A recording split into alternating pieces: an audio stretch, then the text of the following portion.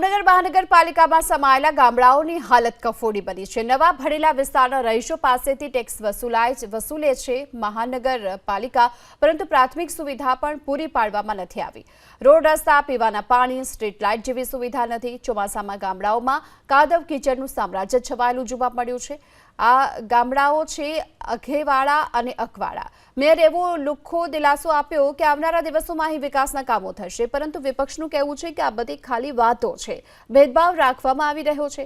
ભાવનગર શહેરના કુલ 13 વોર્ડ છે, જેમાં 11 નંબર અને 13 નંબરના વોર્ડમાં અધેવાડા અને અકવાડા ગામનો સમાવેશ થાય છે। આ ગામ પહેલા ભાવનગર ગ્રામ પંચાયતમાં આવતા હતા, પરંતુ સીમાંકન બદલાયા બાદ કુલ 6 ગામોનો સમાવેશ ભાવનગર મહાનગરપાલિકામાં કરાયો, જેમાં અધેવાડા, અકવાડા, નારી, સિદ્સર, રૂવા અને તરસમૈયા જેવા ગામનો સમાવેશ થયો છે।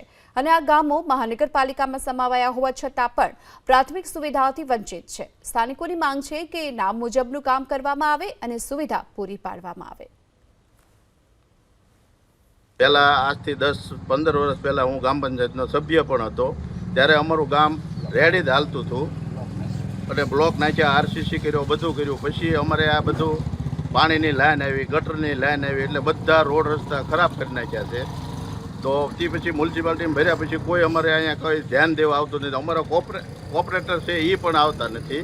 જેમ બને તેમ જલ્દી સુવિધા પૂરી પાડવી તે અમારી પ્રાથમિકતા છે અને અમે સરકારમાંથી ગ્રાન્ટો લાવીને તેમનો વિકાસ ઝડપથી થાય।